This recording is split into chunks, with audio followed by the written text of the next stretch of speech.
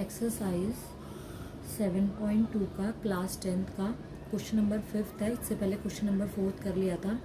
Question है find the ratio in which the line segment joining this point is divided by x axis and find also the coordinates. मतलब आपको एक line given है जिसके दो coordinates आपको given है। फर्स्ट कोऑर्डिनेट है 1, -5 और सेकंड कोऑर्डिनेट है -4, 5। अब आपको ये गिवन है कि ये जो लाइन सेगमेंट है वो किससे डिवाइड हो रही है, एक्स एक्सिस से। तो देखो अगर क्वेश्चन में एक्स एक्सिस कोऑर्डिनेट बोला है तो पॉइंट लेंगे हम x,0। अगर क्वेश्चन में y एक्सिस बोला है तो हम पॉइंट लेंगे 0,y। ये आपने चीज़ ध्यान रखनी है, एक्स एक्सिस है इसलिए हमने x,0 लिया। अब हमें क्या बोला है, रेशो निकालो। तो अभी लास्ट क्वेश्चन में हमने किया था कि जब हमें रेशो ना गिवन हो तो उस रेशो को हम क्या वैल्यू पुट कर लेते हैं, k/1।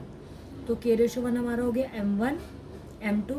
अब ये जो ये हमारा होगा x1 y1, ये होगा x2 y2 और ये पॉइंट हो गया xy। तो यहाँ हमारे पास y की वैल्यू तो है नहीं, तो x की वैल्यू तो है नहीं, तो हम यहाँ पे हम क्या करेंगे, y की वैल्यू लेंगे क्योंकि x की वैल्यू हमारे पास नहीं है सॉल्व करने के लिए और y की वैल्यू है 0।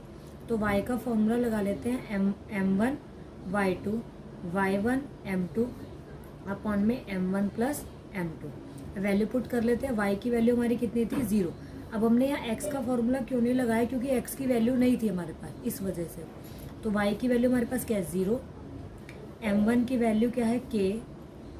y2 की वैल्यू कितनी है, 5 प्लस y1 की वैल्यू कितनी थी, -5 और m2 की वैल्यू 1 अपॉन में m1 प्लस m2 तो k+1। अब k+1 ये डिवाइड वहाँ जाके मल्टीप्लाई हो जाएगा 0 से। k को 5 से करेंगे 5 को 1 से 5 और प्लस माइनस 0 को k+1 से गिरेंगे 0 आ जाएगा। 5k -5 5 माइनस इधर आके प्लस हो जाएगा और 5 मल्टीप्लाई इधर आके डिवाइड, तो कट हो गया। तो k की वैल्यू कितनी आ गई, 1। तो k की वैल्यू 1 हो गई क्योंकि हमने रेशो को k:1 माना था। तो k की जगह पे 1 पुट करेंगे तो हमारी रेशो का आंसर आ गया 1:1।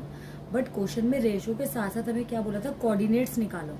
कोऑर्डिनेट्स मतलब ये दोनों, तो इसकी वैल्यू तो हमारे पास है 0 की, तो हमें वैल्यू किसकी निकालनी है, x की। तो x का फॉर्मूला होता है m1 x2 plus x1 m2 upon में m1 प्लस m2। अब x की वैल्यू हमें निकालनी तो x जगह x रखेंगे। m1 की वैल्यू कितनी निकली हमारी, 1। x2 की वैल्यू, x2 कितना था, -4 प्लस x1 की वैल्यू कितनी थी, 1 और m2 की वैल्यू भी 1 और नीचे 1 + 1। अब 4 को 1 से मल्टीप्लाई करेंगे -4, 1 को 1 से 1